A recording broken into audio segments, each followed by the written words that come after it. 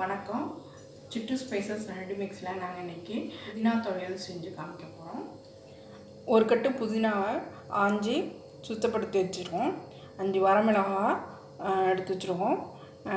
1 table spoon உளுத்தம்பருப்பு, ஒரு சின்ன துண்டு இஞ்சி, ஒரு சின்ன வெங்காயம் அளவு புளி, ஒரு சின்ன துண்டு பெருங்காயம், தேவைக்கேற்ப உப்பு, தாளிக்கிறதுக்கு வதக்கிறதுக்கு எண்ணெய் எடுத்து வச்சுருக்கோம்.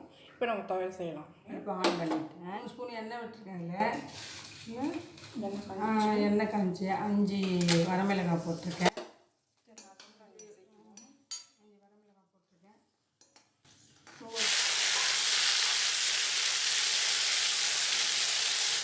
புதினாவை நல்லா வதக்கணும். நல்லா இஞ்சி நல்லா வதக்கிட்டு நல்லா பொன்னிறமாக நல்லா வறுக்கணும்.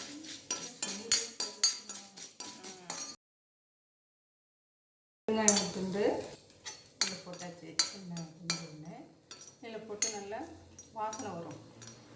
வாசனை வந்ததும் இதை எடுத்து விடாதுதான். இதை புளியை பச்சையாக போட்டாலே வயிற்றுக்கு ஒத்துக்காது. முதல்ல இதுவே புளி துவையல் கரைக்கும் போது நல்லா கொஞ்சம் சூடு பண்ணி தான் துவையல் போட்டால் தான் நல்லது.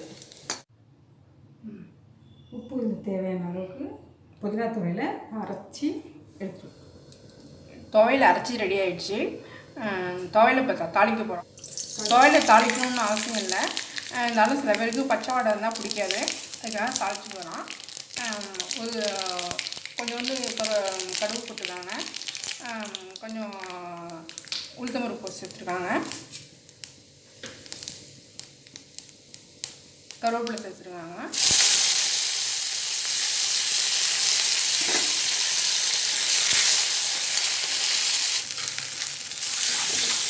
இது இந்த துவையலை இட்லி தோசையும் போட்டுக்கலாம், சாதத்துக்கும் போட்டு சாதத்துலேயும் போட்டு பசங்க சாப்பிட்லாம்.